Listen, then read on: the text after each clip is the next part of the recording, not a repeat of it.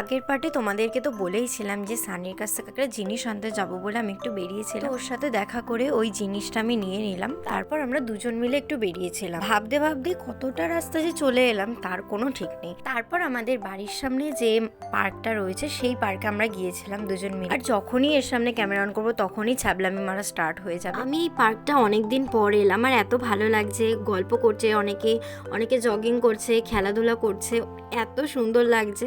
আমি তো আগে ছোটবেলায় আসতাম প্রায়ই আমার কয়েকটা বন্ধুর সাথে। এখানে এসে ব্যাডমিন্টন খেলতাম শীতকালে। ওখানে কিছুক্ষণ ঘোরাঘুরি করে নিয়ে আমরা এবার বাড়ির দিকে যাবো। আর যাওয়ার সময় আমি কিনবো করে ওকে পাপড়ই কিনতে বললাম। তারপর আমরা দুজন মিলে এখন বাড়ির দিকে যাচ্ছি। তারপর ও আমাকে বাড়ির সামনে ছেড়ে দিল। তারপর বাড়ি এসে ফ্রেশ হয়ে বসে পড়লাম এই পাপড়গুলো খেতে। আগে ছোটবেলায় যখন মায়ের সাথে বন্ধুদের সাথে পার্কে যেতাম প্রায়ই পাপড়, বাদাম ভাজা এরকম আসার সময় কিনে খেতে খেতে আসতাম। অনেক সময় তো এরকম 5 আঙুলে 5টা পাপড় নিয়েও খেতে খেতে চলে আসতাম বাড়িতে।